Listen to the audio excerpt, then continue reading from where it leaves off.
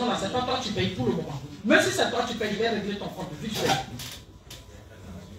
L'enfant doit savoir qu'on l'aime, mais en même temps, dans la bêtise humaine, tu lui rentres là-dedans et bien fait. Quand je vais à Paris, c'est la même conférence que je fais à les parents. Vous vous êtes oubliés. Vous vous êtes oubliés. Vous n'êtes pas blanc, vous n'êtes pas africain, vous avez laissé votre coutume, vous n'avez pas de coutume, vous êtes perdus, vos enfants de 9 ans vous regardent dans les yeux, vous dites c'est mon droit, ah non, tu ne m'emmerdes pas. Mais si les deux choses-là manquent dans l'éducation d'un enfant, ça va être compliqué. L'enfant, c'est deux choses. Les enfants d'aujourd'hui ne nous aiment plus. Hein. La nouvelle génération n'en ont rien à faire. Ils sont dans les jeux d'intérêt. Donc quand c'est comme ça, là, moi et même j'ai honoré mon père et ma mère pour être là où je suis. Mon dernier, là, lui, il aime bien manger. Lui, nourriture seulement, c'est son camarade. Il est à nourriture et puis il rit. Donc lui, quand il m'emmène, on coupe le repas. Et s'il y a un repas dont il ne supporte pas, c'est le repas de midi parce qu'il ne déjeune pas le matin. Donc quand il fait quelque chose, je dis laissez-le. À midi, pas de repas. Mais jusqu'à 16 h, il est dans tous ses états. Et ça, il ne peut plus reprendre. Parce que là, tu viens de lui enlever quelque chose de trop cher. Apprenez à connaître vos enfants. Il y en a, ils aiment l'argent. Tu vois que si tu les vois à côté de toi, hé, la vieille mère, tu sais que tu es la mère, non? Oh, moi, je suis trop fan de toi. Hey, il cherche quelque chose. Quand il arrive, il dit non, tu dis je ne donne pas. Voilà. Et puis tu fais ça, voilà, il y en a, c'est beaucoup, mais je ne te donne pas. Le comportement que tu as eu, elle attend que tu n'as pas changé, tu n'auras rien. En fait, voilà. Maintenant, si je ne lui donne pas, qui va lui donner? Il ne faut pas aller voler chez les voisins. Il sait où les voleurs vont. Moi, j'ai pris mes enfants dans ma voiture, j'étais devant la maca, j'ai fait une on dit journée touristique. Moi, il fait journée touristique. Dans le lieu où tu sais que tu as fait ça, tu t'envoies là-bas. On rentre. Je dis non, c'est journée touristique. Ah, non, non. Ici, c'est la prison. Tu as vu là-bas. Là. Tu restes là. Et puis, pire encore, si tu n'avais pas mangé, tu meurs ici. Donc, quand on sort, quand tu fais, tu sais que ça, on va en prison, Comment tu peux mettre ça, des choses comme ça? Oui. Je vais avec au cimetière. À chaque fois que je vois la tombe de ma mère, vous savez qu'un jour, je vais me retrouver ici. Vous n'aurez plus le temps de me voir. Est-ce que les personnes, ce que je fais pour vous, est-ce que les personnes qui sont à côté pourront faire ça pour vous? Et à tout moment, Dieu pourra me prendre. Même ce soir, s'il veut, il me prendra. Et puis tu les vois, ils pleurent. Parce qu'ils imaginent déjà que tu es en train de mourir. Là, la maison, ils tombent, le climatiseur, ils pensent à leur nourriture, leur école. Sinon, tu ne sais pas à cause de toi, ils pleurent. Ils n'en ont rien à faire. Ils pensent à leur nourriture, leur habit. Tu vois? Mais si vous la dites actuellement, là, moi, il faut comment? Qui va m'envoyer à l'école? Moi, ils mangent comment? Mes chaussures comment? Mais quand ils ont de bons résultats, je fais de grands cadeaux. Mon fils, par exemple, lui, il est très scientifique. Donc, quand il veut quelque chose, je lui offre un cadeau vraiment de respect. Faites très attention. Donc, le comportement que nous avons dans notre vie de couple peut avoir un effet négatif comme positif dans la vie de notre enfant. Plus on se comporte bien, monsieur cause avec madame, ils rient ensemble, ils partagent tout ensemble. Et même l'habitude de faire des uniformes. C'est-à-dire l'enfant va se rendre compte que les parents peuvent être fusionnels, ils peuvent même avoir une harmonie entre parents. Et c'est cet amour-là, l'enfant, il grandit avec. Et lui-même, il est dans l'incapacité de faire mal à d'autres femmes quand il va se marier. Et à un certain moment dans la famille, évitez que quand papa sanctionne l'enfant, toi, à un moment, tu viennes lever la sanction. Non. Moi, je rentre à la maison, je dis, mais qu'est-ce qu'il y a? Tu n'es pas allé jouer ton match? Non, papa, il m'a dit, je n'ai pas sorti parce que hier, je suis rentré tard. Ah. Donc, tu es rentré tard, oui. Papa, il a dit, la punition, c'était pour quand? Il a dit, non, c'était seulement pour aujourd'hui. Non, cher ami. Si c'est mardi, jusqu'à mardi prochain. Quand tu viens trouver le père à sanctionner l'enfant, tu augmentes la sanction. Que ce soit la même chose pour le père. Tu arrives, tu vois que la mère a puni l'enfant. Quand tu arrives, tu lui dis, non, on ne fait pas ça, maman. Et maman a fait ça, moi j'ajoute ça là-dessus. Après, les deux peuvent décider ensemble de lever la sanction.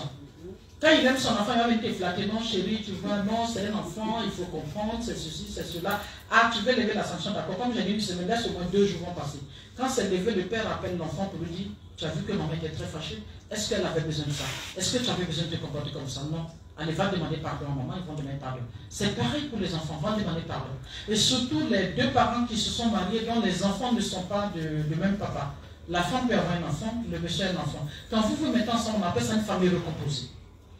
Évitez que les enfants du monsieur pensent que c'est seulement leur papa qui doit leur parler. Les enfants de la femme pensent que c'est seulement leur maman qui doit leur parler. Faites de telle sorte que ce soit une famille unie. Faites attention à l'éducation des enfants. Si l'éducation de nos enfants sont ratées, toute notre vie est ratée. Toute notre vie est liée à notre progéniture. Battons-nous pour la réussite de notre progéniture. Battons-nous pour l'éducation de ces enfants. Évitez surtout de refouler ces enfants. Et si j'ai horreur de quelque chose, c'est dans nos mosquées, quand les enfants sont alignés, ils sont bien, ils veulent prier, puis quand les grands arrivent, ils les chassent, ils les mettent dehors. Ça, j'ai horreur de ça. C'est-à-dire, on rappelle à l'enfant qu'il n'est rien. Il ne peut pas être avec. Et puis demain, quand tu vas dire, non, quand il va à l'église, quand je vais à la mosquée, on me chasse. Vous avez remarqué, nos frères d'enfance, les chrétiens, quand ils vont, ils ont des gens même qui encadrent les enfants. Mais chez nous, on les chasse. Ça, je n'ai pas du tout aimé, du tout. Ou vous les encadrez, quand ils les arrivent, vous leur donnez un endroit qu'il faut, ils s'arrêtent là. Mais quand ils s'arrêtent, que vous venez les chasser, les enfants, ils sont grands. Ils ont honte, ils ont de la frustration aussi. C'est pas bon. Et évitez de rappeler aux enfants quand ils sont petits. Oh, quitte là-bas, tu ne seras rien, tu ne vaux rien, tu n'apportes rien. C'est des choses qui restent dans la tête de l'enfant. Et quand il grandit, même quand il ne réussit pas, maman et papa m'ont toujours dit que j'allais rien être. Vous déstabilisez l'enfant. Après, même quand il devient cadre d'entreprise, il a un complexe d'infériorité. Il est obligé d'aller voir un coach ou bien un psychologue pour redévelopper sa personnalité ou bien sa confiance en soi. Faites attention à ce que vous dites aux enfants. Et les mamans, quand vous êtes fâchés des enfants, sauf si c'est pas moi qui vous ai mis au monde, si c'est moi qui ai fait ça, la malédiction, arrêtez. La malédiction, c'est une balle de ping-pong. Quand tu lances là, ça va. Quand ça revient, tu ne sais pas comment il revient. Si ça va, que ça tape le mur. Si ça tape le mur avec force, là, la balle va revenir comme une balle de tennis. Et puis ça va te prendre en plein visage. Bien. Vous remarquez quand tu maudis quelqu'un, quand tu fais ça, c'est combien de doigts qui sont là-bas? Il y a combien de doigts qui viennent vers toi? Faites attention. Quand vous maudissez un enfant, vous vous maudissez vous-même. Arrêtez ça, surtout les femmes du lard. Ne serait-il fatigué, il faut qu'attimer. Il fatigue quand il faut qu'attimer. Ton papa m'a trop fatigué. Ton papa m'a humilié. Il m'a toujours frappé. Si tu n'arrêtes pas, tu seras bien. Waouh! Voilà ce monsieur qui t'a fatigué. Au lieu de te battre pour que cet enfant devienne quelqu'un, pour comprendre moi que ta souffrance n'a pas été cadeau, toi tu es encore dans les malédictions pour amener cet enfant à ne rien faire. Vous voulez quoi finalement? Donc vous êtes né pour rater votre vie quoi. Vous avez raté votre mariage, vous avez raté l'éducation de vos enfants, et bien maintenant vous se pourquoi? Arrêtez ça. Rattrapez-vous vite fait. Retournez en Dieu vite fait. Ne portez pas le voile inutilement. N'attachez pas les foulards inutilement.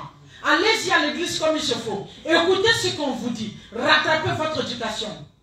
On appelle ça l'auto-éducation. C'est des choses qui ont manqué à vous les mamans à partir de cette journée. Acceptez de récupérer les défauts qui sont en vous et puis rejetez-les. Acceptez de récupérer vos enfants et les accompagner comme il faut. Aucun enfant n'est jamais perdu parce que Dieu adore les enfants. Parce que les enfants lui appartiennent. Quel que soit l'enfant, si tu décides de le rattraper et tu te remets en Dieu, tu appelles la prière, tu cours pour accompagner cet enfant, Dieu va faire. Il est le Dieu qui est juste. Quand il donne, il ne garde pas. C'est celui-là, il est toujours là pour la perfection. C'est nos comportements, nos manières de penser, ce que nous disons qui gâtons notre vie. Sinon, Dieu, il est là juste pour ranger notre vie. Regardons-le. Ce qu'il a dit de laisser, laissons. Ce qu'il a dit de faire, la faisons. Que chacun prenne son bâton de pèlerin à partir de maintenant. À partir de cette salle, que chaque maman se dise, est-ce que je suis une bonne mère pour mon enfant? Sinon, qu'elle se remette en cause, qu'elle se remette en Dieu et qu'elle reprenne l'éducation de son enfant. Et que chaque mari se pose la question, est-ce que je suis un bon mari? Je suis un bon père de famille pour mes enfants? Si c'est non, reprends-toi vite fait. Tu veux avoir longue vie, prends pitié de ton épouse. Tu ne veux pas manquer d'argent, prends pitié de la bouche de ceux que Dieu t'a confiés. C'est très important. Et les hommes, vous êtes les chefs de famille. Arrêtez de prêter vos pantalons à vos femmes. Vous ne voulez rien faire. Vous ne payez pas maison, vous ne payez pas l'eau, vous ne payez pas courant. Ces pauvres femmes sont obligées de prendre vos pantalons pour sortir à 3 h du matin pour rentrer à 22 h. Et les pauvres enfants se retrouvent dans la rue. Et qu'est-ce qu'on voit aujourd'hui? C'est ce que nous constatons. Il faut que ça s'arrête dès maintenant. Et j'espère que ça va s'arrêter si vous applaudissez très fort. Je veux comprendre. Je vous remercie. Je vous remercie. Donc, je suis à votre disposition pour toutes les questions que vous avez envie de poser. Je serai là, que ce soit vie de couple, que ce soit enfant, que tout ce qui se passe, posez-moi des questions. Je suis là pour ça. Ils ne m'ont pas pris cadeau. Voilà.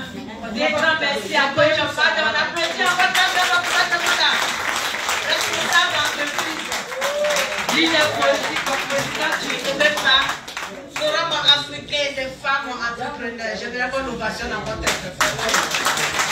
Nous allons prendre juste 5 questions. 3 questions pour les dames, 2 questions pour les hommes. Voilà.